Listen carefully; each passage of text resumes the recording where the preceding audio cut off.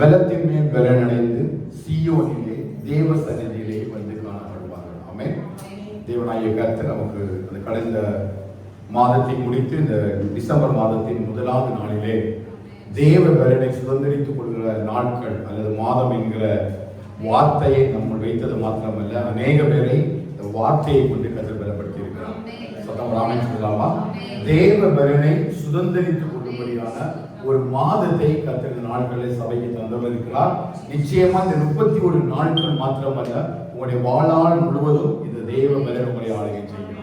நீங்க போகிற இடங்களில வருகிற இடங்களில நாம் செய்கிற எல்லா ஊழியத்தின் காரியத்திலையும் நிச்சயமாய் ஒரு பெரிய தேவ பலத்தை கர்த்தர் நமக்கு தந்தருள்வாராக. வேதம் தெளிவாக கொடுக்கப்பட்டுகிறது. உண்மையிலே பலன் கொள்கிற மனுஷன் பாக்கியவான். அல்லேலூயா. யாரெல்லாம் தேவனிடத்தில பலன் கொள்கிறார்களோ அத்தனை பேரையும் பரலோகம் பாக்கியவான்களாக பார்க்கிறது. தேவ சமூகத்தில் பலனை பெற்றுக் கொள்ளும்படியாக யாரெல்லாம் கடந்து வருகிறார்களோ அவர்கள் எல்லாரும் பாக்கியவான்கள் என்று சொல்லி வேதம் சொல்லுகிறது. இந்த சங்கீதத்தை தாவீது எழுதவில்லை, கோராகின் புத்திரர் தான் இந்த சங்கீதத்தை எழுதியிருக்கிறார்கள். கோராகின் புத்திரரால் எழுதப்பட்ட சங்கீதம். அவர்கள் தாவீதுடைய அரசாட்சி நாட்களிலே அவர் மிக அதிகமாய் அந்த அரசவையில இசைகளை வாசித்து ஆண்டவரை ஆராதிக்கிற ஒரு கூட்டமாக லேவி கோத்திரத்தாருடைய கூட்டமாக அவர் அந்த ஆராதனை செலுத்துவதான தெய்வ ஜனங்களாய் காணப்பட்டார்கள். அவர்களை கொண்டு பரிசுத்த ஆவியானவர் தேவனுடைய வாசஸ்தலங்கள் எவ்வளவு அளவானவை என்பதையும், ஆவியினாலே அபிஷேகம் பண்ணப்பட்ட மனுஷனுடைய இருதயம் எவ்வளவு தேவனுடைய வாசஸ்தலத்தின் மேல தாகமாயிருக்கிறது என்பதையும் இந்த சங்கீதத்திலே முழுவதுமாய் அவர்கள் எழுதி வைத்திருக்கிறார்கள். பரிசுத்த ஆவியானவர் சபைகளுக்கு அதை எழுதும் பொழுதுதான் அவரிலே பலன் கொள்ளுகிற மனுஷனை குறித்து எழுதுகிறார். ஆமே. நம்ம இன்னைக்கு எதை தியானிக்க போறோம் என்று சொன்னால், தேவனுடைய பலத்தை சுதந்திரித்துக் கொள்வது எப்படி? சொல்லுங்க, தேவனுடைய பலத்தை சுதந்திரித்துக் கொள்வது எப்படி? ஏனென்றால் இந்த வேதத்துல வேற யாராலும் தேவனுடைய பலத்தை இந்த அளவிற்கு நம்ம காண்பித்து தருவதற்கு ஒரு மனுஷனால் கூடாது. ஆதியம் முதல் வெளிப்படுத்தல் வரை நாம் பார்க்கும் பொழுது அநேக தேவ மனுஷர்கள், நம்முடைய முற்பிதாக்கள் ஆண்டவரை ஆராதித்தார்கள், துதித்தார்கள், கர்த்தருடைய நாமத்தின் மகிமை என்று சொல்லி வாழ்ந்தார்கள், இஸ்ரவேலிலே ஆளுகை செய்தார்கள். ஆனால் இந்த சங்கீதத்துல முக்கியமாக கொடுக்கப்பட்ட இந்த வார்த்தைகள், பெலன் என்கிற வார்த்தைக்கு மிகவும் முக்கியமான சொந்தக்காரர் யாருன்னு கேட்டீங்கன்னா சங்கீதக்காரராகிய தாவீது. அல்லேலூயா.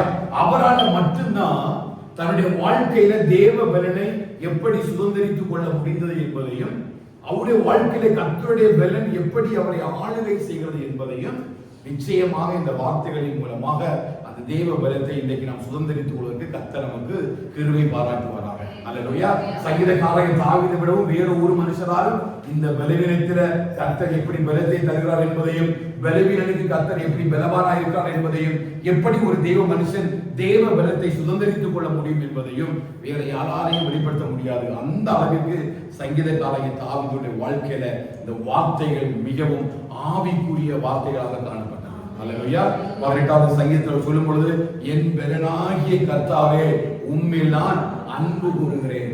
அவருடைய வாழ்க்கையில என் பலனும், என் கோட்டையும், என் கண்மலையும், என் அரணும், என் ரட்சிப்பும், என் ரட்சனை கண்மலை என்று சொல்லி அநேக இடங்களில தேவன் மட்டுமே தன்னுடைய வாழ்க்கையில பலனாய் இருந்தார் என்பதை தெளிவான வார்த்தைகளோடு கூட அவர் ஜெபிக்கிற விண்ணப்பத்தை நாம் பார்க்க முடியும்.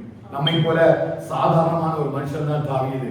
குடும்பத்திலே பிறந்து எல்லாராலும் வெறுக்கப்பட்டு ஒதுக்கப்பட்டு எப்படியாயிலும் அவன் மரணத்தை தழுவிவிட வேண்டும் என்பதற்காக தான் நல்ல சிங்கங்களும் கரடிகளும் நிறைந்த அந்த காட்டு பகுதியிலே ஆடுகளை மேய்க்கும்படியாக அவனுடைய பெற்றோர் அவனை சில ஆடுகளை கொடுத்து அனுப்பிவிட்டார்கள். ஆனால் கர்த்தருடைய கரம் அவனோடு கூட இருந்ததுனால அழகா சொல்கிறான், இந்த சிங்கத்துக்கும் கரடிக்கும் கர்த்தர் என்னை தப்புவித்தார். அல்லேலூயா. அப்படி ஒரு பெரிய சாட்சியை உடையவனாகிய அந்த தாவீது ராஜாவுடைய வாழ்க்கையில கர்த்தர் எப்படி பலனாக இருந்தார், எப்படி அவனது பலத்தை சுதந்திரித்துக் கொண்டார் என்பதை அடிப்படையில இந்த வசனத்தை வாசித்து செய்கிறோம், தியானிக்க போறோம். அவனுடைய வாழ்க்கையில மிகவும் புதிதான காரியம் என்று சொன்னால் அவனுடைய வாழ்க்கையில ஏற்பட்ட மிகப்பெரிய பலவீனம். நீங்க வாசித்தீங்கன்னா சங்கீதம் 6வது சங்கீதம் 2வது வசனத்தை வாசிங்க. சங்கீதம் 6வது சங்கீதம் 2வது வசனத்தை வாசிங்கள். என் மேல் இரக்கமாயிரும் கர்த்தாவே, நான் பலனற்று போனேன், என்னை குணமாக்கும் கர்த்தாவே, என் எலும்புகள் நடுங்குகிறது. தன்னுடைய வாழ்க்கையில எப்படி நம்ம அனுதினமும் பாடுகளை சுமந்து திரிகிறோமோ, நல்ல ஜெபிக்கிற மனுஷன் தான், நல்ல ஆராதிக்கிற மனுஷன் தான், தேவ சமூகத்துல மணிக்கணக்கில் தேவனுடைய பாதத்தில் உட்கார்ந்து சொல்லுற மனுஷன் தான், என் ஆத்மாவும் என் இருதயம் உம்மை வாஞ்சிக்கிறது, மானானது நீரோடுகளை வாஞ்சித்து கதறுவது போல என் ஆத்மாவும் மேல் தாகமா இருக்கிறது என்று சொல்லி மிகவும் அழகாக அவரை ஆராதிக்கிற ஒரு மனுஷனுடைய வாழ்க்கையில அவன் தேவ சமூகத்தில் சொல்ற காரியம் என்னன்னா, நான் பலனற்று போனேன். ஹல்லேலூயா. அநேக முறை தேவனுடைய வாழ்க்கையில வருகிற சில பலவீனம், வாழ்க்கையில இருக்கிற சூழ்நிலை முழுவதுமா நம்ம எப்படி பண்ண போறதுன்னா பலனற்று போகப்படுகிறது. இத வேற யாரும் நமக்கு இவ்வளவு தெளிவாக ஆவிக்குரிய விளக்கத்தோடு கூட இந்த பலனற்று போன வாழ்க்கையில தேவன் எப்படி பலத்தை உண்டு பண்ணி தந்தார் என்கிற தாவீதினுடைய சாட்சியை காட்டிலும் மேலான சாட்சி வேற இருக்கவே முடியாது. ஹல்லேலூயா. சொல்ற பாருங்க, மிகவும் பலனற்று போனேன், என்னை குணமாக்கும் கர்த்தாவே, என் எலும்புகள் நான் பலனற்று போனதும் இல்ல, என்னுடைய எலும்புடைய நிலைமை என்ன, எலும்புகள் நடுங்கிறதுப்பா. எனக்கே என்னால நிற்க முடியல, என்னால ஒரு காரியத்தை செய்ய முடியல. ஆராதிக்கிற மனுஷங்க, ஜெபிக்கிற மனுஷன், வராந்திருக்கிற ஆடுகளை ஓரமாய் விட்டுவிட்டு எல்லாவற்றையும் விட்டுவிட்டு தேவனாகிய கர்த்தரை நோக்கி தன் கண்களை ஏறெடுக்கிற ஒரு மனுஷனுடைய வாழ்க்கையோட நெருக்கத்தை பாருங்க, பலனற்று போயிருக்கிறார். ஹல்லேலூயா. சத்துருடைய ஆராதனை உடைப்பதற்காக அவன் குடும்பம் அவனை வெறுத்தது மாத்திரமல்ல, அவன் குடும்பத்தோட எல்லாரும் அவனை விட்டு போனது மாத்திரமல்ல, தனிமையாக்கப்பட்டவனாய் ஒரு இடத்துல தன்னை தேவ சமூகத்தில் ஆராய்ந்து சொல்லுகிறான், நான் இருப்பதற்கு எனக்கு என்ன, எனக்கு தெரியும் என்னுடைய எலும்பெல்லாம் நடுங்குகிறது, நான் இனி உயிரோடு இருப்பேனா, நான் மறிப்பேனா பிழைப்பேனா எனக்கு தெரியாது ஆண்டவரே, ஆனா நீங்க நினைச்சீங்கன்னா என்னை குணமாக்க முடியும். நீங்க நினைச்சா மட்டும்தான் என் வாழ்க்கையில ஒரு மறுபடியும் ஒரு பலனை கொண்டு வர முடியும். அதனால சொல்றாங்க, உலகத்துல நம்ம எங்க போய் மறுபடியும் இந்த எலும்புகளில பலத்தை கொண்டு வர நினைத்தாலும், உலகத்துல எவ்வளவு நம்ம மருந்து மாத்திரைகளை எடுத்து எவ்வளவு விதமான காரியங்களுக்காக நம்மை ஆராய்ந்து சூழ்ந்து கொண்டாலும், தேவனுடைய பலன் ஒரு மனுஷனுக்குள்ள கிரியை செய்கிறது போல வேற ஒரு பலன் கிரியை செய்யவே முடியாது. அப்படியே தன்னுடைய வாழ்க்கைய முன்ன வைக்கிறார். அதனால கோராகின் புத்திரர் எழுதுகிறார்கள், தாவீதுடைய வாழ்க்கையை ஒரு ஆராய்ந்து பார்த்திருக்கிறார்.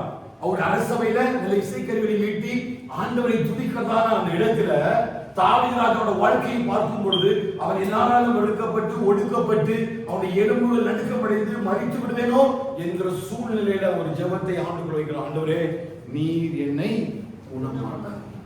இதை விசுவாசிக்கிறீங்க, அவர் நம்மை குணமாக்க வல்லமை உள்ளது. ஹல்லேலூயா. அவரால் மட்டும்தான் என்ன செய்ய முடியும், குணமாக்க முடியும். அவரால் மட்டும்தான் எனக்கு பலனை கொடுக்க முடியும். அவரால் மட்டும்தான் எனக்கு சுகத்தை தர முடியும் என்று சொல்லி தாவீது தன்னுடைய வாழ்க்கையில உணர்ந்து அறிந்து கொண்டதுனால இந்த தேவ பலனை அவரால் மட்டும்தான் நமக்கு காண்பி தர முடியும். அமைச்சர்கள் பார்க்கலாம்.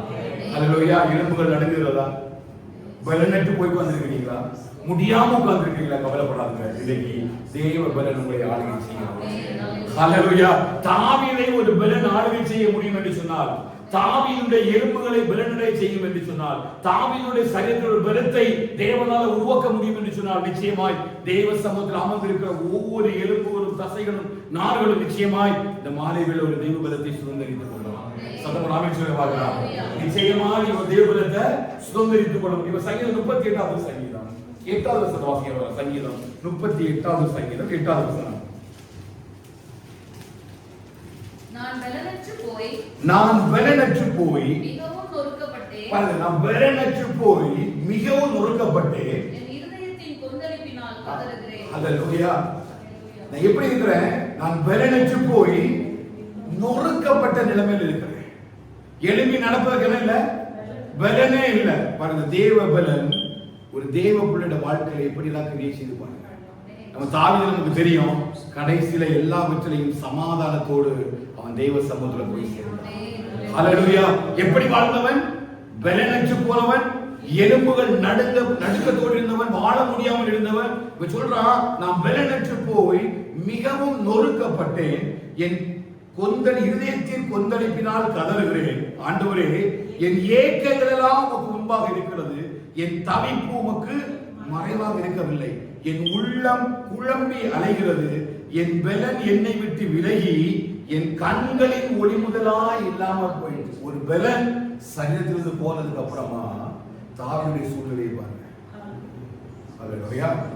ஒரு தேவ பலன் ஒரு மனுஷனை ஆளுகை செய்வதற்கு முன்பதாக அவருடைய நிலைமையை எடுத்து வர்ணிக்கிறான் பாருங்க. என் இருதயத்துல நான் கொந்தளிப்பினால் எனக்கு கதறுகிறேன். ஏன் கொந்தளிப்புன்னு கேட்டீங்கன்னா, என் சரீரம் என்ன இல்லை, பலனே இல்லை. எனக்கு தெரியும் நான் ஒண்ணுமே இல்லாம தான் நடக்கிறேன். மற்றவர்களை பார்க்கும் பொழுது என்ன பலவானாய் பார்க்கலாம், ஆனால் உள்ள இருக்கிற பலவீனம் எனக்கு தான் தெரியும் இல்லையா? இப்ப நம்ம எல்லாம் போய் ஹாஸ்பிட்டல் செக்அப் பண்ணா நம்ம எல்லாரும் அட்மிட் பண்ணிடுவாங்க. ஆனா இன்னும் அவர் நடத்துகிறார். ஹல்லேலூயா. அவருடைய பலன் நமக்குள்ள என்னவா இருக்கிறது, பெரிய கேடகமாக இருக்கிறது. அவருடைய பலத்தினால் நம்ம நிற்கிறோம் என்பதற்கு சாட்சியாக தான் கர்த்தர் இன்னும் நம்ம இங்க உட்கார்ந்து ஆராதிக்க வச்சிருக்கிறார். ஹல்லேலூயா. ஆராதிக்கிற மனுஷனுடைய வாழ்க்கையில பலவீனம் வருமானு கேட்டா நிச்சயமா வரும். தாவீதுடைய வாழ்க்கையில வந்தது பலவீனம் மாத்திரமல்ல, நடுக்கம் வந்தது, இருதயத்துல கொந்தளிப்பு வந்தது, கதறுகிறான். அவனை விடுவிப்பார் யாருமே இல்லை, அவனுக்கு உதவி செய்வார் யாருமே இல்லை. எல்லாவற்றிலும் நெருக்கமும் பாடுகளும் சூழ்ந்து கொண்டு பலத்திற்காக அவன் தேவ சமூகத்திலே காத்திருந்த மனுஷன் தான் இந்த சங்கீதக்காரன் தாவீது. கடைசி அவன் சொல்லுகிறான், தேவ பலன் தேவ சமூகத்திலே இருக்கிறான். சத்தமா சொல்லுங்க, தேவ பலன். என்ன சத்தமாய், தேவ பலன் தேவ பலன் தேவ சமூகத்திலே. அப்போ உண்மையிலே பலன் கொள்கிற மனுஷன் யாருன்னு கேட்டீங்கன்னா, யார் எல்லாம் தேவ சமூகத்துல வந்து அவரை ஆராதிக்கிறார்களோ அவர்களுக்குள்ள கர்த்தர் தேவ பலனை கட்டளையிடுகிறார். சத்தமா அப்படி சொல்லுங்க பாக்கலாம். ஹல்லேலூயா. தேவனுடைய சமூகத்துல வந்து இருக்கிறவங்க எல்லாருக்குமே கர்த்தர் எதை கட்டளையிடுறார் கேட்டீங்கன்னா, தேவ பலனை கட்டளையிடுறார். அவர் சொல்ற கர்த்தருக்கு காத்திருக்கிறவர்கள் புது பலன் அடைந்து கழுகுகளை போல செட்டையில் அடித்து உயரே எழும்பி மேலே. யாரு? கர்த்தருக்கு காத்திருக்கிறோம். எங்க காத்திருக்கிறாங்க? தேவ சமூகம். அது மாறானது நீரோடைகளை வாஞ்சித்து கதறுவது போல என் ஆத்துமா உம்மை நோக்கி கதறுகிறது. ஹல்லேலூயா. தேவனே, நீர் என்னுடைய தேவன், அதிகாலமே நான் உம்மை தேடுகிறேன். வறண்டதும் விடாய்த்ததும் தண்ணீரற்ற நிலத்திலே என் ஆத்துமா மேல் ஏன் தாகமா இருக்கிறதா? நான் வெள்ளநெற்று போயிருக்கிறேன். என் எலும்புகளாம் நடுக்கத்தோட இருக்கிறது, என் இருதயம் குழம்பி இருக்கிறது. என் வாழ்க்கையில் நன்மை இல்லை, என் வாழ்க்கையில் ஆசீர்வாதம் இல்லை, என் வாழ்க்கையில் ஒரு பலனே இல்லை. எப்போ நான் கீழே விழுந்து விடுவேன் என்று சொல்லி என்னை சுற்றிலும் இருக்கிற நண்பர்கள், சிநேகிதர்கள், உறவினர்கள் எல்லாம் பார்த்து கொண்டிருக்கிறார். ஆண்டவரே, என்னுடைய கண்மலையும் என்னுடைய பலனும் நீர் ஒருவரே. இது யாருடைய ஜெபம் கேட்டீங்கன்னா, தாவீது ராஜாவுடைய ஜெபம். ஹல்லேலூயா. அவன் தேவ சமூகத்துல அந்த தேவ பலனை பெற்றுக்கொண்டான். எங்கிருந்து இந்த பலன் வந்தது கேட்டீங்கன்னா, அவனோட ஆவியும் ஆத்துமாவும் தேவனுடைய பர்வதங்களில, தேவனுடைய வாசஸ்தலங்களை காத்திருப்பதனால அவன் அந்த பலனை பெற்றுக் கொண்டதாக தன்னுடைய சங்கீதங்கள் ஆச்சுனா, ஆமிய கூடாரங்களில் நான் 1000 நாள் இருப்பதை பார்க்கிலும் உமது வாசற்படியில் தங்கி இருப்பதை என்று நாடுவேன். ஹல்லேலூயா. இது ஏதோ ஒரு வனாந்தரத்தில் இருக்கும் பொழுது எழுதின பாடல்கள் ஒன்றும் அல்ல, ஏதோ ஒரு சூழ்நிலை எல்லாம் நிறைவாக இருக்கும் பொழுது பாடல்களும் அல்ல.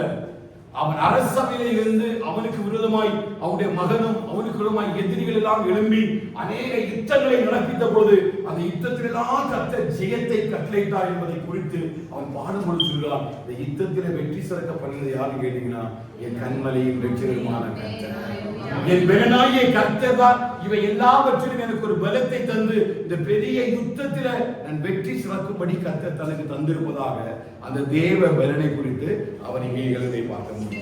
சங்கீதம் புத்தகத்தை வந்தீங்கன்னா 18வது சங்கீதம் 1வது வசனத்தை தொடர்ந்து வாசிங்க. சங்கீதம் 18வது சங்கீதம் 1-2. என் பலனாகிய கர்த்தாவே, உம்மில் அன்பு கூறுவேன். கர்த்தரின் கண்மலையும் என் கோட்டையும் என் இரட்சகரும் என் தேவனும் நான் நம்பியிருக்கிற என் துர்கமும் என் கேடகமும் என் இரட்சணிய கொம்பும் என் உயர்ந்த அடைக்கலமுமாய் இருக்கிறார். எவ்வளவு தூரத்திற்கு அவன் தேவனை தனக்கு அடைக்கலமா வச்சிருக்கான் பாருங்க. ஒரு மனுஷன் யுத்தத்துக்கு போகும் பொழுது அவனுக்கு கரங்களை ஒண்ணு வாள் இருக்கும், இன்னொன்னு கேடகம். எதற்கு? எதிரிகளை தாக்குவதற்கும் எதிரிகள் ஆபத்திலிருந்து தன்னை பாதுகாத்துக் கொள்வதற்கு 2 ஆயுதங்களை வச்சிருப்பான். அவன் சுத்தி வேற யாரும் இருக்க மாட்டாங்க. ஒவ்வொரு யுத்த வீரனும் தன்னை தான் என்ன செய்யணும்? பாதுகாத்துக் கொண்டு யுத்தம் புரிய வேண்டும். ஆனா தாவீது ராஜா சொல்லும் பொழுது பாருங்க, அவனை சுற்றிலும் இந்த 2 மாத்திரமல்ல, எத்தனை கொடுத்தா பாருங்க, கன்மலையும் என் கோட்டையும் என் இரட்சகரும் என் தேவனும் நான் நம்பியிருக்கிற என் துருகமும் என் கேடகமும் என் இரட்சணிய கொம்பும் என் உயர்ந்த அடைக்கலமாய். இது தினந்தோறும் உங்க வாழ்க்கையில் நடந்து கொண்டே இருக்கிறார். விசுவாசிக்கிறீங்களா? நீங்க போகிற இடங்கள் எல்லாம் கர்த்தர் உங்களுக்கு கோட்டையாக இருக்கிறார், இரட்சணிய கன்மலையாக இருக்கிறார், துருகமாக இருக்கிறார், கேடகமாக இருக்கிறார். எத்தனையோ அம்புகள் உங்களுக்கு எதிராக எய்யப்படுகின்றன. சாதாரண அம்புகள் அல்ல. தாவி சொல்ல அம்பிலே விஷத்தை தடவி வாழ வைத்திய புத்திரர் தூக்கில் இருக்கிற அம்பாலா தூக்கில் இருக்கிற அந்த அம்புகளை எடுத்து எனக்கு எதிராக எய்கிறார்கள். ஒவ்வொரு நாளும் சத்துரு எனக்கு அம்புகளை எய்கிறான். ஆனா எனக்கு தெரியாமலே எனக்காக ஒருவர் கோட்டையாக இருக்கிறார். ஹல்லேலூயா. நமக்கு தெரியாமலே நம்ம பிள்ளைகளை சுற்றிலும் கர்த்தர் என்ன செய்கிறார்? கோட்டையாக இருக்கிறார். நமக்கு தெரியாமலே நம்ம பிள்ளைகளை சுற்றிலும் கர்த்தர் கேடயமாக இருக்கிறார். நம்ம வீட்டுக்கு எதிராக எத்தனையோ அம்புகளை திறந்தோடு சத்துரு ஏறி எய்யப்படுகிறார். ஆனா ஒரு இடத்திலே கர்த்தர் உங்களையும் பிள்ளைகளை கைவிடவே இல்லை. காரணம் என்ன தெரியுமா? கர்த்தர் நம்முடைய பெலனாகிய கர்த்தராக இருக்கிறார். அவர் பெலனாக இருப்பதனால மட்டும்தான் இன்னைக்கு கர்த்தருடைய சமூகத்தில் நம்ம என்ன செய்கிறோம்? மிகவும் அழகாக பாதுகாக்கப்படுகிறோம். இந்த பலன் எங்க இருந்து வந்தது? தேவ சமூகத்தில். தொடர்ந்து வாசிங்க. துதிக்கு பாத்திரராகிய கர்த்தரை நோக்கி கூப்பிடுவேன், அதனால் என் சத்துருக்களுக்கு நீங்களாக்கி ரட்சிக்கப்படுவேன். அடுத்தது யாரை சுற்றி கொண்டது? தாவீதை ஒவ்வொரு நாளும் நம்ம சுற்றி என்ன இருக்குது? மரண கட்டுகள் இருக்குது. நான் சொன்னேன் இல்லையா, கர்த்தர் நம்முடைய கால்களை எப்படி மாற்றுறாரு? மான் கால்களை போல மாற்றுறார். ஏன்னா சத்துரு ஒவ்வொரு நாளும் நம்ம சுற்றி என்ன விரிக்கிறான்? வலைய விரிக்கிறான். கால்ல வலை சிக்காது, வலைதான் பிரிஞ்சு போகும். ஏன்னா கர்த்தருடைய கால்களை மான் கால்களை போகும்.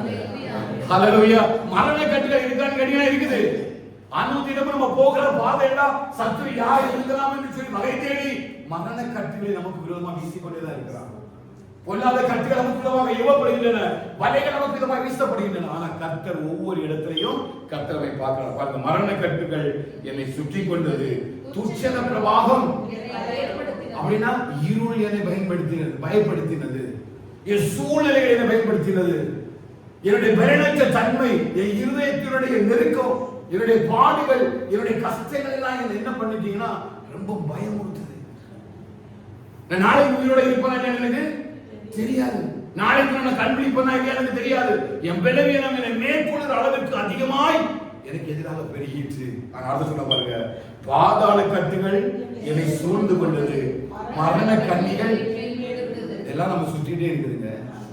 ஹல்லேலூயா. ஒவ்வொரு நாளும் நமக்கு தெரியல, நம்ம ஓடுகிற ஓட்டத்துல இவ்வளவு பாடுகளோட நம்ம ஓடுறோம். ஆனா ஒண்ணு கூட நம்மளை நெருங்காம அவர் என்னை பாதுகாக்கிறார்.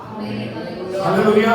மரண கட்டு இருக்குது, துர்ச்சன பிரவாகம் இருக்குது, பாதாள கட்டுகள் எல்லாம் என்னை சுற்றி சுற்றி என்னை அழியப்படும்படி எனக்கு விரோதமாக ஈடு கொண்டிருக்கின்றன. அதனால சில நேரங்களில் நான் எப்படி போறேன்னா பலனற்று போகிறேன். இந்த மரண கட்டு நிமித்தமா, இந்த பாதாள கட்டு நிமித்தமா, இந்த துர்ச்சன பிரவாகங்கள் நெருக்கும் பொழுது என்ன போயிடுது? பலன் இல்லை. எலும்புகள் நடுங்குகிறது, என் இருதய தவிப்பினால சத்தம் என்று கதறி அழ வேண்டிய சூழலில் இருக்கிறேன். ஆனா இப்படி அழக்கூடிய நேரத்தில் எல்லாம் அவர் எப்படி பலத்தை பெற்றுக் கொண்டார் பாருங்க. 6வது வசனம், எனக்கு உண்டான நெருக்கத்திலே கர்த்தரை நோக்கி கூப்பிட்டு அபயமிட்டேன். தமது ஆலயத்திலிருந்து என்ன கேட்டாரு? தமது ஆலயத்திலிருந்து சத்தத்தை கேட்டு அந்த ஆலயத்திலிருந்து தேவ பலனை எனக்கு அருளினார். ஹல்லேலூயா. அதான் சொல்ற, மரண கட்டுகள் வந்தது, துர்ச்சன பிரவாகம் வந்தது, பாதாள கட்டுகள் வந்தது, நெருக்கங்கள் வந்து, பாடுகள் வந்தது. ஏதோ தாவீது சந்தோஷமா ஜாலியாவும் வாழல, நம்மை விடவும் அதிகமாக நெருக்கப்பட்டான், நம்மை விடவும் அதிகமாக பலவீனப்பட்டான், நம்மை விடவும் அதிகமாக ஒடுக்கப்பட்டான். அவருடைய வாழ்க்கையில மிக நெருக்கங்கள், ஒடுக்கங்கள், பாடுகள் எல்லாம் வந்ததுதான். ஆனா ஒன்றை மாத்திரம் மறக்கவே இல்லை, தேவனுடைய சமூகத்துக்கு வருவதை அவன் விட்டு விடவே இல்லை. அவன் சொல்றான், தேவன் தம்முடைய ஆலயத்திலிருந்து என்னுடைய சத்தத்தை கேட்டார். நிச்சயமா ஒரு சத்தத்தை கர்த்தர் தம்முடைய ஆலயத்திலிருந்து கேட்பாங்க. ஹல்லேலூயா. அதனால சொன்னான், உம்முடைய ஆலயத்துக்குள் இருக்கிற தேவ பலத்தை பெற்றுக் கொள்கிற மனுஷன் பாக்கியவானாய் மாறுகிறான். அவனுடைய நெருக்கத்தை வச்சுதான் அந்த வசனமே இங்க எழுதப்பட்டிருக்கிறது. ஏதோ சந்தோஷமா அவன் பலன் கொள்ளும்படி ஓடி வரல, ஒரு நாள் ஆனந்த கழிப்போட ஒன்றும் ஆலயத்துக்குள்ள வரல, நெருக்கத்திலே இருந்து கூப்பிடுறான் தேவ சமூகத்துல, நெருக்கத்திலையும் பாடுகளையும் தேவ சமூகத்துல ஓடி வர்றான். அந்த நெருக்கத்திலையும் பாடுகளிலையும் அவனுக்கு ஒரு ஆறுதல், அவனுக்கு ஒரு தேவ பலன் எங்க இருந்து கேட்டீங்கன்னா தேவனுடைய ஆலயத்திலிருந்து.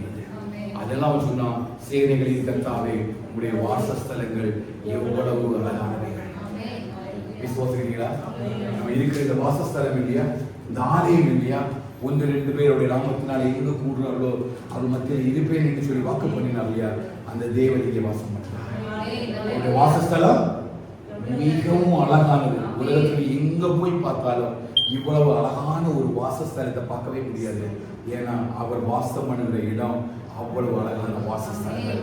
அவர் 1000 பேர்கள் அல்ல, 10000 பேர்கள். அல்லேலூயா. என் நேசர் என்னுடையவர், நான் என் நேசருடையவர். எது தெரியுமா? பலவீனத்தில் தேவபரன் என்னை ஆளுகை செய்யும் பொழுது ஒரு தேவ மனுஷனால சொல்ல முடியும், நான் என் நேசருடையவர், நேசர் என்னுடையவர். ஏன்னா தேவபரன் என்ன செய்து நம்மை ஆளுகை செய்து. அதான் சொல்றாங்க, என் பலனாகிய கர்த்தாவே உண்மையில் நான் அன்பு கூறுவேன். நான் கூப்பிடுகிற நேரங்கள் எல்லாம் கர்த்தர் எனக்கு என்ன செய்கிறார்? தேவனுடைய ஆலயத்திலிருந்து எனக்கு சத்தத்துக்கு செவி கேட்டு எல்லா தீங்கிற்கும் என்னை நீங்களாக்கி விடுவிக்கிற கர்த்தராக இருக்கிறார். அல்லேலூயா. அப்ப தேவ பலன் எங்க கிடைக்கும்? அப்ப தேவ பலன் எங்க இருந்து நம்ம பெற்றுக்கொள்ள முடியும்? தேவ சமூகத்தில இருந்து பெற்றுக்கொள்ள முடியும். எந்த சூழ்நிலையிலையும் நீங்க விசுவாசத்தோடு கூட தேவ சமூகத்தில் வரும் பொழுது கர்த்தர் தன்னுடைய சமூகத்தில் இருந்து கர்த்தர் நிறைவான ஒரு பலத்தை கர்த்தர் நமக்கு கொடுத்து கொண்டே இருக்கிறார். நிறைவான ஒரு பலத்தை கர்த்தர் கொண்டு கொண்டே இருக்கிறார். எந்த நிலைமையில நீங்க ஆலயத்துக்குள்ள வந்தாலும், எந்த சூழ்நிலை நீங்க தேவ சமூகத்தில் அவரை நோக்கி கூப்பிட்டாலும், கூப்பிடுற சத்தத்துக்கு எல்லாம் அவருடைய செவிகளும் கண்களும் இந்த ஆலயத்தில் திறந்தவர்களாக இருக்கிறது. ஒரு இடத்திலே கர்த்தர் விட்டு போகவே மாட்டார். ஒருவேளை பலவீனமா இருக்கலாம், எலும்புகள் நடுங்கலாம், இருதயம் நொறுக்கப்பட்டிருக்கலாம். இவை எல்லாவற்றிலையும் யார் கர்த்தரை பலனாக கொண்டிருக்கிறார்களோ அவர்கள் பாக்கியவான். பலனற்ற ஒரு மனுஷனை காண்பிக்கிறார் பாருங்க. சங்கீதம் 52வது சங்கீதம் 7வது வசனத்தை வாசிங்க. 52வது சங்கீதம் 7வது வசனம் பாருங்க. இன்னும் ஒரு மனுஷன் இருக்கிறான். அவன் யாரை கேட்டீங்கன்னா தேவனை தன்னுடைய பலனாக எண்ணாமல் இருக்கிறான். நம்ம ஆரம்பத்தில் 84வது சங்கீதத்தில் கோராகின் புத்திரர்கள் எழுந்து கொள்கிறார்கள், உண்மையிலே பலன் கொள்கிற மனுஷன் பாக்கியவான். அப்ப எல்லா இடத்திலையுமே அவனுடைய பலன் யாருன்னு கேட்டீங்கன்னா ஆண்டவராகிய தேவன். எப்பெல்லாம் பலனற்று போய் எலும்புகள் நொறுக்கப்பட்டு தேவ சமூகத்தில் போய் இருக்கிறானோ அப்பொழுதெல்லாம் கர்த்தர் அவனுக்கு தேவ சமூகத்தை எதை கட்டளையிடுகிறார்? பலத்தை கட்டளையிடுகிறார். நார்மல் பலன் இல்ல, பலத்தின் மேல பலன் அடைகிறார். பலத்தின் மேல பலத்தை கர்த்தர் கட்டளையிட்டு பலத்தின் மேல பலத்தை அவனுக்குள்ள பெருக செய்து அவனுக்குள்ள பெரிய ஒரு தேவ பலனை நிறைவாக அவனுக்குள்ள வைக்கிறார். இப்ப அவனுடைய மரண கட்டுகள் அவனை சுற்றட்டும், துர்ச்சன பிரபாவம் சூழ்ந்து கொள்ளட்டும், பாதாள கட்டுகள் அவனை சூழ்ந்து கொள்ளட்டும், அவன் எங்க இருப்பான்னு கேட்டீங்கன்னா தேவ சமூகத்தில் இருப்பான். யாரு? தேவனை பலனாக எண்ணுகிற மனுஷன். இவன் மரண கட்டு ஒண்ணு எங்க பிரிக்காது, தேவ சமூகத்திலிருந்து பிரிக்காது. துர்ச்சன பிரபாவம் எங்க கொண்டு போகாது, தேவ சமூகத்தோடு விலகாது. பாதாள கட்டுகள் என்ன செய்யறதுல எடுத்துட்டு போகாது. ஏன்னா இவனுக்கு தெரியும், இந்த உலகத்துல தனக்கு பலனை ஒருவர் தர முடியும் என்று சொன்னால் அது தேவ சமூகத்தில் மட்டும்தான் தன் தேவனாலத்தோட பலத்தை பெற்றுக்கொள்ள முடியும் என்று சொல்லி அவன் தேவ சமூகத்துல ஒவ்வொரு நாளும் அதிகாரமே காத்திருக்கிற ஒரு மனுஷன் தான் சங்கீத கவியத்தான். அல்லேலூயா. அவன் வாழ்க்கை மூலமா கர்த்தர் சொல்லுற காரியம் என்ன அப்படின்னா, அவருடைய சமூகத்தில் யாரெல்லாம் காத்திருக்கிறார்களோ உங்களுடைய ஆலயத்தில் வாசமாக இருக்கும்படி தெரிந்து கொள்ளப்பட்ட அத்தனை பேரும் பாக்கியவான்கள். அவர் கிருபையையும் சத்தியத்தையும் மறுபடியும் நம்ம என்ன செய்கிறார்? நம்மை ஆசீர்வதிக்கிற தேவனாக இருக்கிறார். கிருபை சத்தியத்தை எங்க அனுப்புகிறார்? தேவ சமூகத்திலிருந்து கிருபை சத்தியத்தை அனுப்பி நம்ம என்ன செய்கிறார்? ஆசீர்வதிக்கிற தேவனாக இருக்கிறார். அல்லேலூயா. இப்ப வாசிங்க 52வது சங்கீதம் 7வது வசனம். தேவனை தன் பலனாக எண்ணாமல் தன் செல்வ பெருக்கத்தை நம்பி தன் தீவினையில் பலத்து கொண்ட மனுஷன் இவன் தான் என்பார். தாவீது ஒரு மனுஷனை குறித்து எழுதுறான். இந்த மனுஷன் யாருன்னு கேட்டீங்கன்னா, வாழ்க்கையில யாரையும் எண்ணுறதே இல்லை, தேவனை நினைச்சு பார்க்கறதே கிடையாது. இவன் வாழ்க்கையில முழுவதுமான சிந்தனை என்னன்னு கேட்டீங்கன்னா, அவனுடைய செல்வ பெருக்க அவன் எண்ணியிருக்கிறான். தன்னுடைய பலம் என்னன்னு கேட்டீங்கன்னா அவனுடைய செல்வம். தன் பலத்தின் மேல் எதுல பலன் அடைகிறான்னா, ஆஸ்தியை சேர்க்கிறதிலும் சொத்தை சேர்க்கிறதிலும் சம்பாத்தியங்களை சேர்க்கிறதிலும் எல்லாவற்றிலும் பெருக்கமடைந்து சொல்றான். அவன் தன் தேவனை பலனாக எண்ணாமல் இவனுடைய பலன் என்னது? இவனுடைய செல்வ பெருக்கு. இந்த செல்வத்தினால இந்த உலகத்துல எல்லாவற்றையும் சம்பாத்தி விடலாம் என்று சொல்லி ஒருவன் நினைக்கிறான். அவனை பார்த்து ஆண்டவர் கேட்டாரு, உலகம் முழுவதையும் நீ ஆதாயப்படுத்திக் கொண்டாலும் தன் ஜீவனை நஷ்டப்படுத்தினால் உனக்கு லாபம் என்ன? ஏன் அப்படின்னா அவன் எது லாபம் என்பது அவருக்கு என்ன செய்யல தெரியல. தாவீது எழுதின முதல் 2 வசனம் வாசிங்க. 52:1-2. பலவானே பொல்லாப்பில் ஏன் பெருமை பாராட்டுகிறாய்? தேவனுடைய கிருபை எந்நாளும் உள்ளது. நீ கேடுகளை செய்ய எத்தனம் பண்ணுகிறாய்? கபடு செய்யும் உன் நாவு தீட்டுப்பட்ட சவரகன் கத்தியை போல் தீட்டப்பட்ட சவரகன் கத்தியை போல் இருக்கிறது. நன்மையை பார்க்கிறோம் தீமையையும் யதார்த்தம் பேசுகிறதை பார்க்கிறோம் பொய்யையும் விரும்புகிறாய். கபடமுள்ள நாவே சங்கரிக்கும் சகல வார்த்தைகளையும் நீ விரும்புகிறாய். தேவன் உன்னை என்றென்றைக்கும் இராதபடி அழித்து போடுவார். அவர் உன்னை பிடித்து உன் வாசஸ்தலத்திலிருந்து பிடுங்கி நீ ஜீவனுள்ளோர் தேசத்தில் இராதபடிக்கு உன்னை நிர்மூலமாக்குவார். நீதிமான்கள் அதை கண்டு பயந்து அவனை பார்த்து நகைத்து நீதிமான்கள் அதை கண்டு பயந்து அவனை பார்த்து நகைத்து இதோ தேவனை தன் பலனாக எண்ணாமல் தன் செல்வ பெருக்கத்தை நம்பி தன் தீவினையில் பலத்து கொண்ட மனுஷன் இவன் தான் என்பார். இவனுடைய பலன் என்னது? மரணம். என்ன மரணம்? தேவனை பலனாக எண்ணாமல் அவன் செல்வ பெருக்க நம்பி போனதுனால இவனுடைய முடிவு எப்படி இருக்கிறது? அழிவும் மரணமுமாக இருக்கிறது. இவனுடைய வாழ்க்கை எப்படி இருக்குமா பாருங்க. ஒவ்வொரு நாளும் என்ன பண்றானா பொல்லாப்புல பெருமை பாராட்டு. முதலாவது வசனம் பொல்லாப்புல பெருமை பாராட்டுறவன் யாரு? தேவனை பலனாக எண்ணாமல் செல்வ பெருக்கை பலனாக எண்ணுகிறார். பெருமை யாருக்கு பிடிக்காது? தேவனுக்கு பிடிக்காது. பெருமை உள்ளதை கத்த எதிர்க்க. ஒரு தேவ பலனை ஒருத்தர் விட்டு விலகி போறானா அவனோட வாழ்க்கை எப்படி கண்டுபிடிக்கலாம் அப்படின்னா பொல்லாப்புல பெருமை பாராட்டு. அவன் செய்யறது ரொம்ப ஞானமா செய்தது போல தான் செய்யறதெல்லாம் கரெக்ட் என்று சொல்லி ரொம்ப பெருசா இருக்கும். என்ன வேணாலும் பார்த்துக்கலாம், தனக்கு ஆழ்பலம் இருக்கிறது பணபலம் இருக்குது என்று சொல்லி ஒவ்வொரு நாளும் பொல்லாப்பை செய்வதற்கு எத்தனைப்படுகிறான். ஆனா தேவ மனுஷன் என்ன பண்றான்? தேவனை பலனாக என்ன பண்றான்? தேவ சமூகத்தில் உட்கார்ந்துருக்கான். அப்ப தேவ சமூகத்தில் உட்கார்ந்து இருக்கிறவனுக்கு தேவ பலத்தை கட்டளையிடுகிறார். தேவனை பலனாக எண்ணாது இருக்கிறவனுடைய முடிவை துன்மார்க்கமாய் கர்த்தர் அழித்து போடுகிறார். ஹல்லேலூயா. இவன் என்ன பண்ணுவானா? பெருமை பாராட்டுவான். ரெண்டாவது பாருங்க, கேடுகளை செய்ய எத்தனை ஒவ்வொரு நாளும் யாருக்கு என்ன கேடு செய்யலான்னு ஒரு சிந்தனையோடு போவான். அவனோட நாவு எப்படிப்பட்டதாவு? கபட நாவுனா வாயை திறந்தா போய் தான் வரும். தேவனுக்கு பிரியமான எந்த வார்த்தையும் செய்ய மாட்டான், பேசவே மாட்டான். அதனால தாவி ஜெபிக்கிறாரு, ஆண்டவரே கபட நாவுக்கும் பொய் உதடுகளுக்கும் என்னை விலக்கி காத்தார். ஏன்னா தேவனை பலனாக எண்ணாம ஒருத்தர் இருக்கிறான் இல்லையா, அவங்க வாயில என்ன வரும்? பொய்யும் கபடம் வரும். தேவனை பலனாக எண்ணாம போய் பேச மாட்டான். அவங்க என்ன இருக்காது? கபடம் இருக்காது.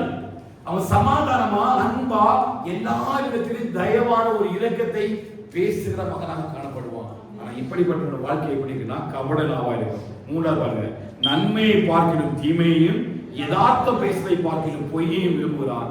கபடம் உள்ள நாவை சங்கரிக்கும் சகல. இவரோட பேச்சு எப்படி இருக்கும்? எப்படி இருக்கும்? மற்றவங்களை கொள்ற மாதிரியே இருக்கு.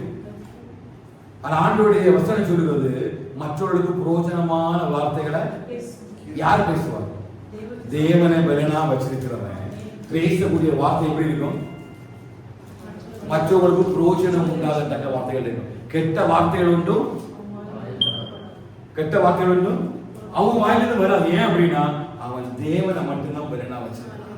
ஹல்லேலூயா. இவனுக்கு பொல்லாப்பு செய்ய தெரியாது, இவனுக்கு பொய் சொல்ல தெரியாது, கபடம் செய்ய தெரியாது, மற்றவர்களிடமா பேச தெரியாது, மற்றவர்களிடமான சூழ்ச்சிகளை செய்ய தெரியாது. இவன் எல்லாவற்றையும் விட்டுட்டு இவன் தேவ சமூகத்தில் அமர்ந்து இருந்து தேவனை மட்டும் தன்னுடைய பலனாக வச்சுட்டே இருக்கிறான்.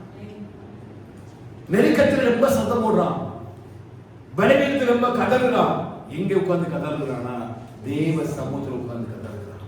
அப்படி தேவ சமூகத்தில் உட்கார்ந்து காத்திருக்கிற அவனை கர்த்தர் தம்முடைய பலத்தினால் நிரப்புகிறார்.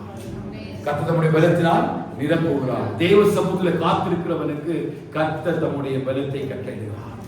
தேவ சமூகத்தில் அவருடைய ஆவியையும் ஆத்மாவையும் சகத்தையும் ஒடுக்கி உட்கார்ந்து இருக்கிற வாழ்க்கையில கர்த்தருடைய பரலோக பலனை கர்த்தர் செய்கிறார், வைக்கிறார். ஆனா உலகத்தை நம்பி, உலகத்துடைய பலனை வச்சு, வேலையை நம்பி, சம்பளத்தை நம்பி, அதோட எல்லா விதமான ஆசிரியர்களை நம்பி ஓடுற ஒரு மனுஷன் இருக்கான் பாருங்க, அவனுடைய வாழ்க்கையினுடைய முடிவு தான் இந்த 52வது சங்கீதத்தில் அவர் அழகா எழுதிட்டு 8வது வசனத்துல மறுபடியும் அந்த மனுஷனாய் தன்னை எழுத பாருங்க, நானோ தேவனுடைய ஆலயத்தில் பச்சையான ஒலிவ மரத்தை போல இருக்கிறேன், தேவனுடைய கிருபையை என்றென்றைக்கும் நம்பி இருக்கிறேன். நான் எப்படி இருக்கிறேன்? எங்க காத்திருக்கிறேன். கர்த்தருடைய பச்சையான ஒரு ஒலிவ மரத்தை போல எங்க வச்சிருக்கிறாரு? கர்த்தருடைய ஆலயத்தில் வச்சிருக்கிறார். நான் இந்த பொல்லாப்பை நம்பியோ மற்றவர்களுக்கு அநியாயம் செய்யும்படியாகவோ செல்வத்தை நம்பியோ இல்லை, நான் தேவ கிருபையை நம்பி தேவ சமூகத்தில் எத்தனை சொல்ல முடியும்? தேவ கிருபையை நம்பி நான் தேவ சமூகத்தில் என் பலன் யாருன்னு கேட்டீங்கன்னா, என் பலன் யாருன்னு கேட்டீங்கன்னா, இந்த பலன் எங்க கிடைக்கும்னு கேட்டீங்கன்னா தேவ சமூகத்திலிருந்து கிடைக்கும். அப்ப தேவ பலன் தேவனா இங்க ஓடி வரணும், தேவ சமூகத்துக்கு தேவ சமூகத்துக்கு வந்தவனுக்கு கர்த்தர் கிருபைகளை புரிய பண்ணுகிறார். முழுமையான ஒரு பலத்தை அடைவது மாத்திரமல்ல, பலத்தின் மேல ஒரு பெரிய பலத்தை கர்த்தர் கட்டளையிடுகிறார். ஹல்லேலூயா. என்ன நோக்கத்துக்கு தேவனுடைய ஆலயத்துக்கு வர்றோம்? அவளுக்கு பலன் கொள்ளும்படி வர்றோமா? ஏதோ கடமைக்காக ஒரு ஆராதிச்சுட்டு போகணும் வர்றோமா? ஹல்லேலூயா. தேவனுடைய சமூகத்துல ஒவ்வொரு நாளும் அவருடைய பலனை சுதந்திரித்துக் கொள்ளும்படிக்கு நம்ம தேவ சமூகத்தில் வந்தோம் அப்படின்னா நிச்சயமா அந்த பலனை கர்த்தர் நமக்குள்ள வச்சு நம்ம அனுப்புகிறார். ஒரு நாள் நம்ம எப்படி அனுப்புறது இல்லை, வெறுமையாக அவர் அனுப்புறதே இல்லை. கர்த்தர் யாரெல்லாம் அவரை தேடி வருகிறார்களோ அவர் எல்லாரும் கர்த்தர் செய்கிறார், அவர் அப்படிப்பட்ட பலத்தை கர்த்தர் வைக்கிறார். அதுதான் சங்கீதம் 18வது சங்கீதத்தில் வாசிக்கும் பொழுது 1வது வசனத்தை வாசித்தீங்க, பிறனாயே கர்த்தாவே உம்மில் நான் அன்பு கூறுவேன், அந்த கண்மலையும் கோட்டையும் எல்லாமான சூழ்நிலையிலும் கர்த்தர் என்னை கொஞ்சம் கொஞ்சமாக பாதுகாக்கிறார். ஆனா இது நம்மளுடைய கண்ணுக்கு என்ன செய்யாது, தெரியாது. பார்த்துருக்கீங்களா? நீங்க கர்த்தர் உங்களை சுற்றி கோட்டையா இருக்கிறத பார்த்துருக்கீங்களா? உங்க பிள்ளைகளை சுற்றி கண்மலையா இருக்கிறத பார்த்துருக்கீங்களா? பலனா இருக்கிறத பார்த்துருக்கீங்களா?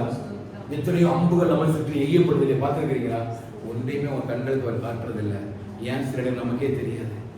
அந்த அளவுக்கு ஒரு பெரிய பாதுகாப்பு இந்த உலகத்துல வேற யாருக்குமே இவ்வளவு பெரிய பாதுகாப்பு செய்யாது, கிடைக்கவே செய்யாதுங்க. கிடைக்குமா? நம்ம காசு கொடுத்தா கூட நம்ம என்ன செய்ய பெரிய பாதுகாப்பு கிடைக்காது. பணம் வாங்கிட்டு கூட இருக்கிறோம் நம்ம என்ன சொல்லுவோம், கூட்டு கிடைக்குமா?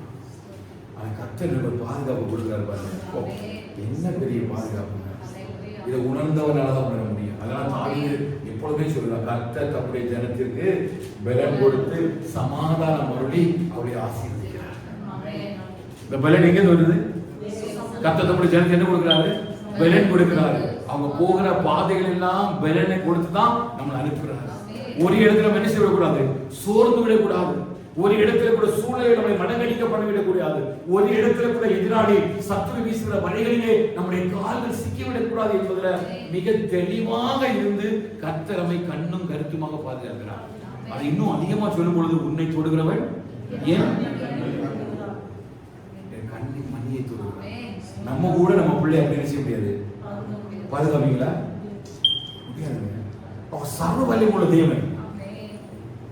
உங்களை என்னை பாதுகாப்பதற்கு பாடு வசனம் சொல்லுது, மனுஷனை நினைப்பதற்கும் மனுஷகுமாரனை விசாரிப்பதற்கும். நிறைய அக்காவை பார்க்க போறேன்னா என் ஒய்ஃபோட பேசிட்டே வந்து ஜெயில் நம்ம எழும்புறோம், உட்காடுறோம், எத்தனை பேர் படுத்திருக்கிறாங்க உள்ளாடி. அப்போ அதிலேயே அப்படி சாஸ்திரமா ஒழுங்கு நன்றி சொன்னா கூட நன்றி ஆகாதுங்க. நம்ம பிள்ளை கூட இவ்வளவு கரெக்டா பார்க்க போறோம், பாப்பீங்களா? பிள்ளை கொஞ்சம் வெளியில விளையாண்டு விட்டுருவீங்க, ஆனா ஒரு இடத்துல கூட என்ன விடவே இல்லை. அப்படி ஒரு இடத்துல கூட என்ன விடவே இல்லை. நான் கொஞ்சம் மனசு பாரப்பட்டா கூட ஓடி வந்துடுறாரு, என்ன கைகளை தாங்குறாரு, என் கண்ணீரை சுத்தக்கும் வகையை தூக்கி பிடித்து உம்பரனாகிய கர்த்தர் நான் ஹல்லேலூயா. அவர் மட்டும் மௌனமா இருந்திருந்தா என் ஆத்மா என்னைக்கோ துக்கத்துல போயிருக்கும், என்னைக்கு என் ஆத்மா மௌனத்துல இறங்கி இருக்கும். ஒரு இடத்துல கூட கர்த்தர் நம்ம கைவிடவே இல்லை. நம்ம ஏதோ சாதாரணமாக நடந்து திரிக்கணும்னு நினைக்காதுங்க. நமக்குள்ள 1000 பலவீனங்கள் இருக்குது, நமக்குள்ள 1000 சூழ்நிலைகள் இருக்குது. ஆனா ஒவ்வொரு இடத்துலையும் கர்த்தர் காலையோடு கிருபைகளை தந்து உங்களை என்னை வழிநடத்துறா. தெரியுமா? இதை விட இந்த உலகத்துல பாதுகாப்பே கிடையாதுங்க. இதுக்கு பேர் தான் தெய்வ பலன். இதை உணர்ந்தவங்களால் அவரை ஆராதிக்காம இருக்கவே முடியாது. இதை உணர்ந்தவங்களால அவரை துதிக்காம இருக்கவே முடியாது. இதை உணர்ந்தவங்களால அவங்க நன்றி சொல்லாம இருக்கவே முடியாது. ஏன்னா ஒவ்வொரு நாளும் அந்த பலத்தை தர்றாரு இல்லையா? பலத்தை தர்றாரு. இவர் ஒரு பலவீனம் அப்படின்னா ஒரு மருத்துவமனையில ஒரு நாளைக்கு எவ்வளவு பணம் நம்ம செலவு பண்ணணும்? அப்போ ஒவ்வொரு நாளும் நம்ம கிடைக்கக்கூடிய பலம் எங்க கிடைக்குது? நம்ம சாப்பிட ஆகாரத்துல கிடைக்குதா? இது ஏதோ உலகத்திலிருந்து கிடைக்குதா? யார் என்ன பலப்படுத்துகிறார்? தேவன்.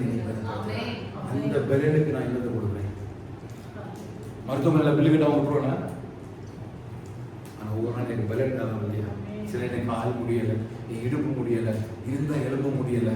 ஆண்டவரே கண்ணீர் வெடிக்கும் பொழுது, கண்ணீர் கீழே விழுக்கும்போதாக உன் கால் சறுக்குது என்று சொல்லும் பொழுது அவருடைய கரம் உங்களை தாங்க இல்லையா? அவருடைய கரம் நான் நடத்தலையா? சூழ்நிலை மோசமா போகும் பொழுது திடீர்னு துக்கப்பட்டு துயரப்பட்டு இடத்துல உட்கார்ந்து எதையோ நீ யோசிக்கிற நேரம் தேவனோட வார்த்தை உன்னை குணமாக இல்லையா? அல்லேலூயா. ஒரு டேப்லெட் செய்யாத ஒரு காரியத்தை ஒரு வசனம் ஒன்று உருவாக்கலையா? இல்லையா? என்ன நடக்கும்னு எனக்கு தெரியாது. நான் பாதையில் எடுத்து வைக்கும் பொழுது என் ஒரே நம்பிக்கை இந்த வசனம் தான். கர்த்தரின் தீங்கு நாளில் கூடாத மனையில இதை வைத்துக் கொள்வார். நம்பிக்கை தான் நம்ம நடக்கிறோம். இப்போ எவ்வளவு விலை கொடுக்கணும் அந்த வசனத்துக்கு? அந்த வார்த்தை எவ்வளவு பிரீசியஸ் இல்லையா? அந்த வார்த்தை மட்டும் அதனால கிடைக்கல அப்படின்னா துக்கத்துல போயிருப்பேன். என் முடிவு எப்படி இருக்கும்? என் மனசு எப்படியே போயிருக்கிறேன்? என்ன பண்ணுவேன்? ஏது பண்ணுவேன்? அங்கலாய்த்து போவேன். தாவிதான் சொல்றாரு. அப்படி அங்கலாய்க்கிற நேரத்துல தெய்வ சமூகத்தில் ஒரு பலன். எப்படி ஒரு வசனம் என்ன பலப்படுத்த முடியும்? ஏன்னா அந்த வசனத்துக்கு என்ன இருக்குது? எப்படி ஒரு வார்த்தையை உருவாக்க முடியும்? அந்த வார்த்தைக்கு ஜீவன் இருக்குது. அந்த வார்த்தையை நினைச்ச உடனே எனக்கு உள்ளுக்குள்ள பலன் வருது. கத்த பார்த்து யெகோவாயிரே தேவன் எல்லாம் பார்த்து போடுவோம். எப்படி வருது? நம்ம அறியாமலேயே ஒரு தேவ பலனை கர்த்தர் வசனத்துக்குள்ள வச்சு எனக்குள்ள புஷ் பண்ணி விடுறாரு. ஏன்னா நான் சோர்ந்து போயிடக்கூடாது, நம்ம பலவீனம் அடைந்துக்க கூடாது. ஏன்னா கர்த்தர் நம்ம எல்லாரையும் தேவனுடைய ஆலயத்துல பச்சையான ஒன்று வரது போல கற்றுக்கிறார். விசுவாசிக்கிறீங்களா? யாரெல்லாம் அவரை பலனா வச்சிருக்கிறாங்களோ அவங்க எல்லாம் யாருன்னு கேட்டீங்கன்னா தேவனுடைய ஆலயத்துல சொல்லுங்க. நீ வெளியில ஒருவேளை காஞ்ச ஒளி மரமா இருக்கலாம், உன் சரீரம் ஒருவேளை காஞ்சி போயிருக்கலாம், உன் கை இங்க இருக்கு இங்க இருக்கு வளர்ந்தாம இருக்கலாம், நடக்க முடியாம இருக்கலாம். ஆனா தெய்வ சமுத்திரம் எப்படி வச்சிருக்காருன்னா அல்லேலூயா. வெளியில பாக்குற நேரம் ஐயோ எனக்கு ரொம்ப முடியாம இருக்குது, பலவீனமா இருக்குது, நான் பலனற்று போனேன், சுகமற்று போனேன், சுகவீனம் பலவீனம் அழலாம். ஆனா தெய்வ சமுத்திரம் வரும்பொழுது எனக்கு ஒரு பெரிய ஒரு காரியம் வச்சிருக்காரு. நான் தேவனை பார்க்கும் பொழுது பச்சையான ஒரே மரத்தை, ஏன்னா அவருடைய கிருபையை நம்பி கர்த்தரை வச்சிருக்காரு. ஆலயத்துல பச்சையான ஒலிவ மரத்தை போல நாட்டப்பட்டிருக்கிற நாள் தான் இந்த பச்சையான ஒலிவ மரத்தினுடைய பலன் தான் நம்முடைய சரீரத்தில் விளங்கி கொண்டே இருக்கிறது. அல்லேலூயா. யாரெல்லாம் பச்சையான ஒலிவ மரத்தை போல நாட்டப்பட்டிருக்காங்களோ அந்த ஒலிவ மரத்தினுடைய பலன் நம்முடைய சரீரத்துல பலமாக விளங்கும். நம்ம சோர்ந்து போகிற நேரங்கள் எல்லாம் இந்த ஒலிவ மரத்தினுடைய ஆயில் நம்மளை அபிஷேகம் பண்ணும். இந்த ஒலிவ மரத்தினுடைய எல்லா கிரியைகளும் நமக்கு ஒரு பெரிய பலத்தை கொண்டு வந்து தேவனுக்காக நம்ம எழும்பி நிமிர்ந்து நிற்க ஓட பண்ணும். அல்லேலூயா. அந்த சங்கீதம் 68வது சங்கீதம் 37வது வசனத்தை வாசிங்க. சங்கீதம் 68:37. தேவனே ஒரு பரிசுத்த ஸ்தலத்திலிருந்து பயங்கரமாய் விளங்குகிறீர். இஸ்ரவேலின் தேவன் நம்முடைய ஜனங்களுக்கு பலனையும், இஸ்ரவேலின் தேவன் தம்முடைய ஜனங்களுக்கு பலனையும் சத்துவங்களையும் அருளுகிறார். ஏன் பலனையும் சத்துவத்தையும் இஸ்ரவேல் ஜனங்களுக்கு அருளுகிறார்? இந்த ஜனங்களுக்கு எப்படி போயிட்டாங்க? பலனற்று போயிட்டாங்க. இந்த பலன் யாருக்கு? இவங்களுக்கு சத்துவம் இல்லை, எழுப்பி நடப்பதற்கேற்ற பலன் இல்லை. என்ன பலன் இல்லை? இவங்களுடைய பாவத்தின் நிமித்தம், இவங்களுடைய அக்கிரமத்தின் நிமித்தம் இவங்க பலவீனர்களாய் காணப்படுகிறார்கள். பலனற்று போய் ஒடுக்கப்பட்டு போய் ஒரு இடத்துல இருக்கிறாங்க. ஆனா இஸ்ரவேலின் தேவன் நம்மை பார்க்கும் பொழுது நமக்கு பலனை மாத்திரமல்ல சத்துவத்தையும் கொடுக்கிறார். சத்துவனா சத்து மாத்திரை இல்லையா? நம்ம வாங்கி வாங்கி என்ன செய்யறோம்? சாப்பிடுறோம். விட்டமின் டி, ஈ எல்லாம் நிறைய சாப்பிடுறோம். பாருங்க, ஒரு தேவன் நமக்கு தெரியாமலேயே நமக்குள்ள சத்துவத்தை வைக்கிறார். விசுவாசிக்கிறீங்களா? நல்ல ஒரு ஜெபம் பண்ணிட்டு எழுப்பி பாருங்க, நல்ல ஒரு சத்துவம் கிடைக்கும். 10 மாத்திரை சாப்பிட்டாலும் ஒரு பலன் இருக்கும். அது ஒண்ணு பெற்று அப்படியே படுத்திருப்போம். கொஞ்சம் இருக்கிற பலத்துல எழுப்பி, ஆண்டவரே கொஞ்சம் தாங்கிங்கப்பா, எனக்கு கொஞ்சம் நடத்துங்க ஆண்டவரே, எனக்கு முடியல அப்படின்னு நினைச்சு பாருங்க, நம்மளை அறியாமலே ஒரு சத்துவத்தை கர்த்தர் நமக்கு கொண்டு வருவார். இதுதான் தேவன் தம்முடைய ஜனங்களுக்கு அருளுகிற பலனும் சத்துவம். இதை நம்ம பெற்றுக்கொள்ள கூடாது என்பதற்காக தான் இந்த சத்துரு என்ன பண்றான்னா வலைகளை விரிக்கிறான். நம்முடைய பலவீனத்தை வச்சே நம்ம என்ன செய்வோம், நிச்சயமா நமக்கு என்ன இருக்குது, பலவீனம் இருக்குது. சூழ்நிலைகள் நிமித்தமா நம்ம சரீரத்துல கண்டிப்பா பலவீனம் வருதான். வயசு ஆகும் பொழுது, ஏஜி போகும் பொழுது கொஞ்சம் தள்ளாட்ட வருது, முட்டு வலிக்குது, முழங்கால் வலிக்குது, கைகாலம் வலிக்குது, எல்லாம் ஓகே தான். ஆனா அது ஒன்னும் எனக்கு கீழே படுக்க வச்சிடாது. ஏன்னா ஒவ்வொரு நாளும் தெய்வ சமூகத்துல அவர் எனக்கு பலனையும் சத்துவத்தையும், ஹல்லேலூயா, ஒவ்வொரு நாளும் கர்த்தர் புது புது கிருபைகளை தருகிறார். புது புது கிருபைகளை தரலாம். எப்பொழுதுமே நான் முன்னாடி சொல்லுவேன், அதிகாலை நீங்க எழுப்பி ஜெபிக்கும் பொழுது கர்த்தர் உங்களுக்கு ஃபுல்லா ஸ்கேன் பண்ணிடுவார். ஃபுல்லா ஒரு சிடி ஸ்கேனா ஃபுல்லா பண்ணிட்டு, உங்களுக்கு எவ்வளவு பிரஷர் வேணும், உங்களுக்கு எவ்வளவு சுகர் வேணும், நீ எவ்வளவு நீங்க நடக்கணும், எவ்வளவு பலன் சத்துவம், இது எல்லாமே எதுல கிடைக்குன்னா இந்த அதிகாலை ஜெபிக்கிற ஜெபத்துல கிடைச்சிடும். அதனால வேதம் சொல்லுது, அதிகாலையில் என்னை தேடுகிறவர்கள் கண்டடைகிறார்கள். ஆண்டவர் புது புது கிருபை என்ன வேணாலும் நீங்க அதிகாலையில எழும்பி தெய்வ சமூகத்துல முடிஞ்சோ முடியாதையோ, முழங்கால் முடியுமோ முடியாதோ, படுத்து கிடந்துட்டாது நீங்க ஆண்டவரை தேடுங்க.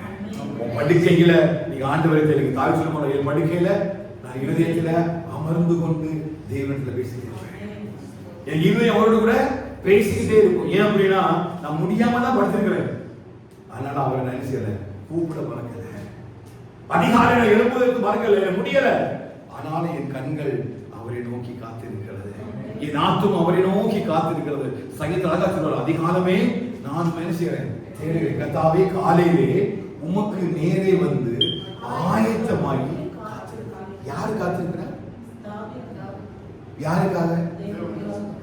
அவர் எவ்வளவு நடக்குமா? நம்ம போய் ஆண்டு காத்திருக்கணுமா? யார் காத்திருப்பா? என் பிள்ளைங்கள வருவா, என் சமூகத்துல வருவான்னு கர்த்தர் தான் காத்திருப்பாரு. ஆனா அவருடைய ஆர்வம் மிகுதினால எப்போ நேரம் முடியும், எப்ப டைம் ஆகும், நான் எழுப்பி ஜெபிக்கலாம், எப்பொழுது தெய்வ சமூகத்தில் உட்கார்ந்து இருக்கலாம் என்கிற ஒரு காரியத்தை கர்த்தர் நமக்குள்ள வைக்கிறார்னா அவர் எனக்குள்ள பலத்தை உண்டு பண்ண விரும்புகிறார்.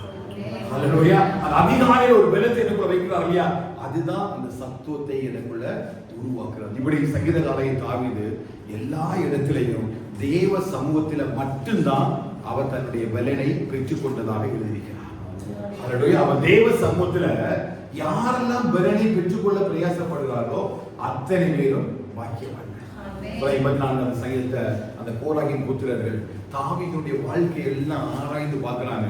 அப்படி ஆராய்ந்து பார்க்கும் பொழுது அவருடைய வேலைப்படு நிமித்தமாக அவருக்கு தேவனுடைய ஆலயத்தில் வர முடியாத சூழ்நிலை இருந்தாலும் அதிகாரிகளே தேவ சமூகத்தில் நிற்கிறதை பார்க்கிறாங்க இல்லையா. தாவீது ராஜா நம்மளோடவும் ரொம்ப பிஸியான ஆளு. வாழ்க்கையில நிறைய வேலை காரியங்கள் இருந்தது. ஒவ்வொரு நாளும் யுத்தங்களின் நெருக்கம் தான் இருந்தது. ஆண்டவரே சொன்னாரு, உன் கைகள்ல யுத்தங்களின் இரத்த கரைகள் படிந்திருக்கிறது என்று சொல்லி ஆண்டவரே அவனை குறித்து பேசினார். அப்போ ஒரு நாள் கூட அவனுக்கு நிம்மதியான தூக்கம் இருக்க வாய்ப்பே இல்லை.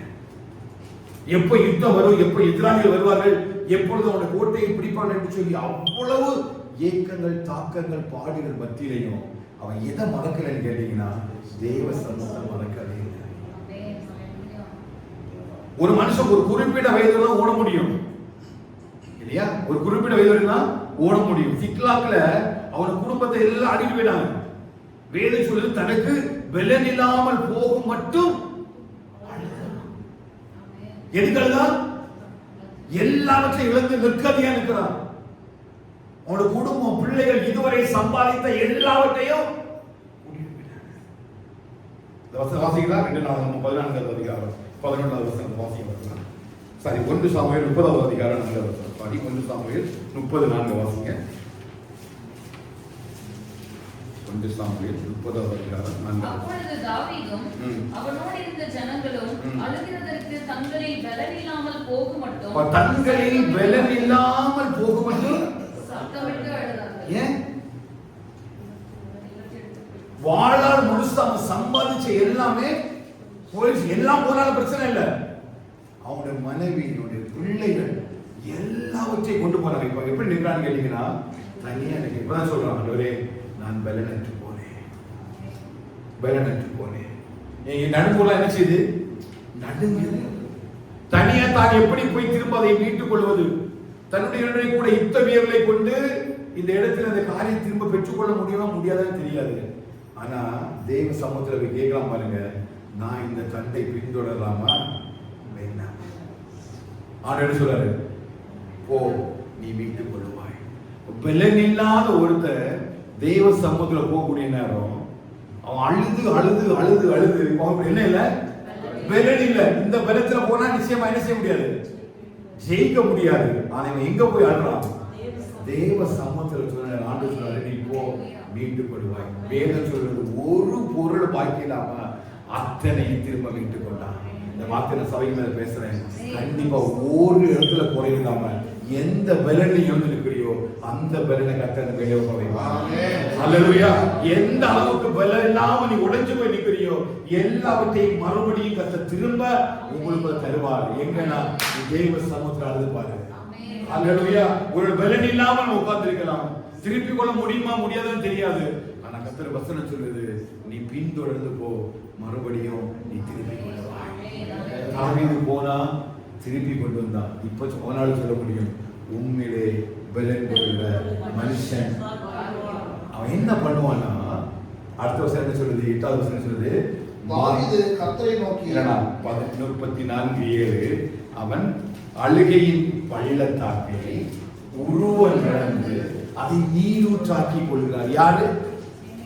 இந்த தேவனில பலன் கொள்கிற மனுஷன். தாவீதோட வாழ்க்கையெல்லாம் சொல்றான் இல்லையா, எல்லா இடத்துல யார் பலனா வந்தா? தேவன் தான் பலனா வந்தார். எங்க இந்த பலன் கிடைச்சது? தேவ சமூகத்துல தான் அந்த பலன் கிடைச்சது. அப்படி அந்த தேவ பலனை எடுத்துட்டு அவன் போகக்கூடிய நேரத்துல அவனோட வாழ்க்கை எப்படி மாறுவாங்க? ஏன்னா அழுகையின் உருவ நடப்பு. அழுகையின் பள்ளத்தாக்குனா அழுது அழுது அழுது அழுது அது பெரிய பள்ளத்தாக்கு மாதிரி ஆயிடுச்சு. இப்போ இவனுக்கு இதை நடந்து போக முடியுமான்னு ஒரு செய்யாது தெரியாது. ஒரு தீர்க்கதரிசி வனாந்தரத்துல நடந்து போய் அங்க ஒரு செடி கீழே உட்கார்ந்து இருக்கிறாரு. அங்க என்ன கிடைச்சது? கொஞ்சம் அப்பமும் கொஞ்சம் தண்ணி. யார் கொண்டு வந்தா?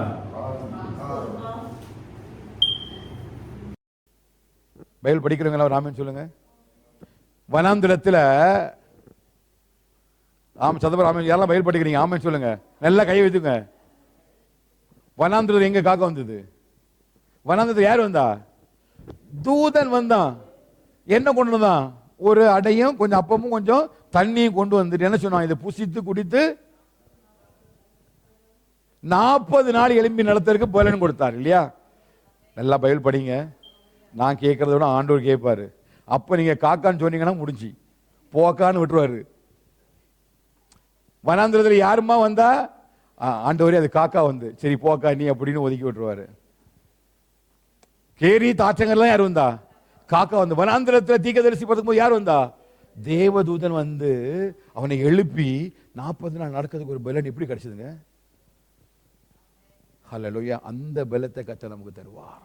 அவருடைய வசனமும் வார்த்தையும் நீ 40 வருஷம் இன்னும் நீ நடப்ப, ஒன்றும் ஆகாது. இன்னும் 40 வருஷம், அப்போ 83-84 ஆயிரம் இல்லையா? அப்ப சொல்லணும் யார போல? காலேப போல, அன்றைக்கு இருந்த அதே பலனை இன்றைக்கு கர்த்தர் எனக்கு வச்சிருக்கிறாரு.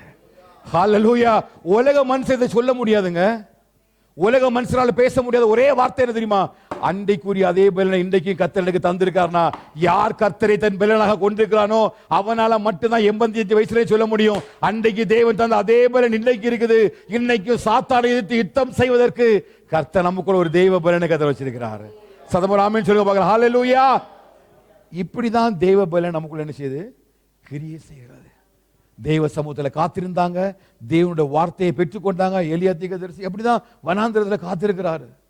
கர்த்தர் அவரை எழுப்பி ஓட பண்றாரு. காலேபு பாருங்க, காலேபு உத்தம இருதயத்தோடு கூட என்ன செய்யறான்? கர்த்தரை பின்பற்றான். ஒவ்வொரு நாளும் தேவ சமூகத்தில் அவனுடைய இருதயத்தில் உத்தமத்தோடு கூட பின்பற்றுறான். 85 வயசுல சொல்றான். அன்னைக்கு அதே பலனை கர்த்தர் இன்னைக்கு தந்திருக்காரு. இன்னும் நீ 40 வருஷம் எழுப்பி ஓடுவா. ஹல்லேலூயா. இப்படிதான் தேவ பலன் நமக்குள்ள கிரியை செய்யும். அப்படி கிரியை செய்யும் பொழுதுதான் நம்ம வாழ்க்கை எப்படி நடக்குன்னா, மரண இருளின் பள்ளத்தாக்கில் நம்ம நடந்தாலும் பொல்லாப்புக்கு பயப்பட மாட்டோம். ஏன் சொல்லுங்க? தேவரீர் என்னோடு கூட இருக்கிறார். ஹல்லேலூயா. அந்த பலம் அவருடைய கோலையும் தடியும் எனக்கு வச்சிருக்காருன்னா, அவருடைய அந்த கோலையும் தடியும் பிடிச்சிட்டே என்னால் நடக்கத்தக்கதான ஒரு பலனை கர்த்தர் எனக்குள்ள வச்சிருக்காரு. இன்னும் கர்த்தர் என்ன செய்வாரு? ஓட்டுவார். இது ஒன்றும் என்ன செய்யாது. இன்னும் 40 வருஷம் அதுக்கு புறவு பார்க்கலாம் என்ன நடக்குது அப்படின்னு. கர்த்தர் கிருபையாய் நடத்துவாராக. ஹல்லேலூயா. இதுதான் தாவீதுடைய வாழ்க்கையுடைய அனுபவம். உம்மிலே பலன் கொள்கிற மனுஷன் பாக்கியவா. இப்படிதான் அவன் பாக்கியவான என்ன செய்யறான், மாறுறான். பொக்கிஷம் ஆசீர்வாதம் அது இல்லை, பாக்கியம். உன்னை தேவ பலத்தில் எழும்பி நடக்க பண்ணாரு பாரு. ஹல்லேலூயா. உன்னோட எங்கா இருக்கிறதெல்லாம் படுத்து கிடக்கிற நேரம் நீ எழும்பி ராஜசிங்கமாய் நடக்க போறா. கர்த்தர் உன்னை எழும்பி வைக்க போறாரு. ஹல்லேலூயா. 30 வயசுக்காரன் எல்லாம் நடக்க முடியலன்னு சொல்ற நேரம் 45 வயசு நம்ம எல்லாம் ரொம்ப ஸ்ட்ராங்கா நடக்க போறோம். ஏன்னா எனக்கு தெரியும் தேவன் என் பலனாக இருக்கிறார்.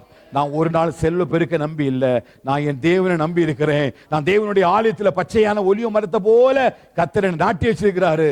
ஒரு நாள் இந்த பலனை என்ன விட்டு எடுக்கவே மாட்டார்கள். அவள் என்ன பண்ணுவாங்கன்னா, அடுத்தது 9வது வசனம் சொல்றாரு பாருங்க, 84:9 சொல்றாரு பாருங்க. அதுக்கு மேல அவர்கள் பலத்தின் மேல், 7வது வசனம், பலத்தின் மேல அப்படின்னா பலத்தோட நிற்காது. பலனா ஒரு நார்மல் பலம். ஒவ்வொரு நாளும் என்ன பலப்படுத்துறாரு. ஒரு மாத்திரை சாப்பிட்டா அந்த மாத்திரை சாப்பிட்ட நேரம் மட்டும் தான் இருக்கும், பலன் இருக்கும். பெயின் கில்லர் போட்டா கொஞ்ச நாள் திரும்ப என்ன போடணும். ஆனா இந்த பலன் அப்படி கிடையாது. ஒவ்வொரு நாளும் உன்னை பலத்தின் மேல பலன் அடைய பண்ணது. உனக்கு தெரியாமலே ஒரு பலன் உன்னை என்ன செய்யுது, ஆளுகை செய்யுது. இது என்ன பலனா, தேவ பலன். தேவ பலன். எந்த சூழ்நிலையிலும் இந்த பலத்தை யாரும் உன்னிடத்து எடுத்து போடவே முடியாது. நீ எவ்வளவு பெரிய டாக்டரை பார்த்தாலும், எவ்வளவு பெரிய மருந்து மாத்திரைகளை சாப்பிட்டாலும் இந்த பலத்தில் இருந்து உன்னை ஒருவரும் மாற்றவே முடியாது. ஏன்னா பரலோகத்திலிருந்து நேரடியாக ஒரு பெரிய பலத்தை கர்த்தர் நமக்குள்ள வைக்கிறார். அதனால் அந்த பலத்தின் மேல பலன் அடைந்து அடுத்த பாருங்க, சியோனிலே தேவ சன்னதியிலே காணப்படுவார்கள். அந்த பலத்தின் மேல் பலங்கிற வார்த்தைக்கு ஹீப்ரு வேர்டு என்ன பயன்படுத்தினா, பாக்கா, BAKA, பாக்கா என்கிற வார்த்தை பயன்படுத்தப்படுகிறது. அதுதான் மரண இருளின் பள்ளத்தாக்கு. அது டிஎஸ் ஆஃப் வேலி, மரணத்தின் அழுகையின் பள்ளத்தாக்கை எல்லாம் நீ உருவ நடக்க போகிற. ஹல்லேலூயா. அதுதான் அவர்கள் எழுதுறாரு பாருங்க. அழுகையின் பள்ளத்தாக்கை உருவ நடக்கிறதுனா அந்த மரண இருளின் பள்ளத்தாக்கை எல்லாம் நீ நடக்கிற நேரத்தில் ஒரு பலத்தின் மேல் ஒரு பலத்தை கர்த்தர் நமக்குள்ள வைக்க போறாரு. அந்த பலன் ஒரு நாள் நம்ம என்ன செய்யாது, நம்ம விட்டு மாறவே மாறாது. மற்றவங்க நம்மளை பார்க்கணும்னு கேட்பாங்க, எப்படி சிஸ்டர் இது எப்படி ஆயிடுச்சு? எங்களுக்கு தெரியாது, கர்த்தர் எங்களுக்கு கிரியை செய்கிறார். இதுதான் ஒரு தெய்வ பிள்ளையுடைய வாழ்க்கையாக இருக்கலாம் இல்லையா? பாருங்க, காலேப்புனுடைய குமாரர்கள் இருந்தார்கள், காலேப்புடைய குமாரத்திகள் இருந்தார்கள். காலேப்புக்கு எத்தனையோ பேர் உறவினர்கள் நண்பர்களாக இருந்திருக்கிறாங்க. ஆனால் ஒருத்தர்கிட்ட கூட காலேப்புக்கு இருந்த பலன் அவங்கள்ட்ட இல்லை. ஏன் சொல்லுங்க? அவனுக்குள்ள கர்த்தருடைய பலன் ஆளுகை செய்தது. 85 வயசுக்காரன் பேசுகிற மாதிரி அங்கே யாருமே பேசுறதுக்கு இல்லை. 50 வயசுக்காரனாலே 60 வயசுக்காரனாலே அங்கே யுத்தத்துக்கு போய் அந்த இடங்களை சுதந்திரித்து கொள்ளவே முடியலை. ஆனால் ஒரு மனுஷன் தனியாக நின்று பேசுகிறான் யோசுவாட்ட, கர்த்தர் அண்டைக்குள்ள பலத்தை இன்றைக்கும் தந்திருக்கிறாரு. மோசே சொன்னது போல அந்த இடத்தை சுதந்திரித்துக் கொள்வதற்கு நான் போய் மீட்டுக் கொள்வேன் சொன்னது மாத்திரமல்ல, அந்த பலத்தோட போய் சுதந்திரித்து கொண்டான். நிச்சயமா அப்படிப்பட்ட தெய்வ பலத்தை இந்த நாட்களில் சுதந்திரித்துக் கொள்வதற்கு கர்த்தர் நம்ம எல்லாருக்கும் கிருபை தருவாராக. ஹல்லேலூயா.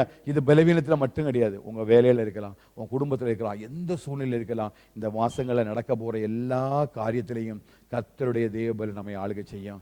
எத்தனை வருஷம்? அடுத்த 40 வருஷத்துக்கு இந்த பலம் கூட இருக்கும். அதுக்கு முன்னாடி ஆண்டவர் வரணும், இல்லை நம்முடைய மரணம் நடக்கணும். அப்படி இல்லை அப்படின்னா நிச்சயமாக இந்த பலத்தின் மேல் பலன் ஒவ்வொரு நாளும் உங்களுக்குள்ள கிரியை செய்கிறதை உங்களுடைய ஆவிக்குரிய கண்கள் காணும். நிச்சயமாக ஒருவருடைய பலவீனத்தை கர்த்தர் செய்ய மாட்டார், தடுக்கவே மாட்டார். பலத்தை வச்சு உங்களை ஒவ்வொரு நாளும் எழும்ப பண்ணுவார். நீங்கள் சொல்ல முடியும், கழுகளை போல செட்டைகள் அடித்து உயரே எழும்பி மேலே பரப்போம். ஹல்லேலூயா. கடைசியாக ஒன்றே ஒன்று தான், பலன் உள்ளவனுக்காகிலும் பலனற்றவனுக்காகிலும் உதவிகள் செய்வது லேசான காரியம். எதை விசுவாசிக்கிறீங்க? இந்த நல்ல மாலை வேலை இந்த வார்த்தையை வச்சு நான் முடிக்கிறேன். கண்டிப்பாக கர்த்தர் நமக்கு உதவி செய்வது லேசான காரியம். பலமோ பலவீனமோ கர்த்தருடைய பலன் இந்த மாலை வேலை நமக்குள்ள விளங்கட்டும். நிச்சயம் அந்த பலத்தோடு எழும்பி என்ன செய்யுங்க, நடங்க. அந்த பலத்தை கர்த்தர் உங்களை ஓட பண்ணுவா. 1-2 வருஷம் இல்லை, இன்னும் 40 வருஷம். சொல்லுங்க, எத்தனை வருஷம் ஓடுவீங்க? நான் உங்களுக்கு தைரியமாக சொல்கிறேன், 40 வருஷம் நீங்கள் ஓடுவீங்க. இந்த பலத்தோடு ஓடுவீங்க. ஹல்லேலூயா. இனி ஒரு நாளும் உங்களை பலவீனம் தாக்கவும் கூடாது, தாக்கவும் செய்யாது. இந்த பலன் போதும். தெய்வ சமூகத்தில் அமர்ந்து பலத்தின் மேலே பலன் இருந்து எழும்புங்க. கண்டிப்பாக ஒரு தெய்வ பலத்தை கர்த்தர் நமக்கு தருவாராக. அப்படி எழும்பி நம்ம தெய்வ சமூகத்தில் அப்படியே வேத புஸ்தகத்தை எடுத்து, ஹல்லேலூயா, அப்படியே கையில் வேத புஸ்தகத்தை எடுத்துருங்க. நான் தெய்வ சமூகத்தில் பலத்தின் மேலே நான் பலன் அடைவேன்னு சொல்லி, ஆமென், ஹல்லேலூயா. பலத்தின் மேலே கர்த்தர் பலத்தை கர்த்தர் கட்டளையிடுவாராக. ஜீசஸ், ஹல்லேலூயா. உண்மையிலே பலன் கொள்கிற மனுஷன் பாக்கியவான். பலன் உள்ளவனுக்காகிலும் பலன் அற்றவனுக்காகிலும் ஆண்டவருக்கு உதவிகள் செய்வது லேசான காரியம். எல்லாம் வாயை திறந்து நம்ம சொல்லலாம், ஆண்டவரே உண்மையிலே பலன் கொள்ளுகிற மனுஷன்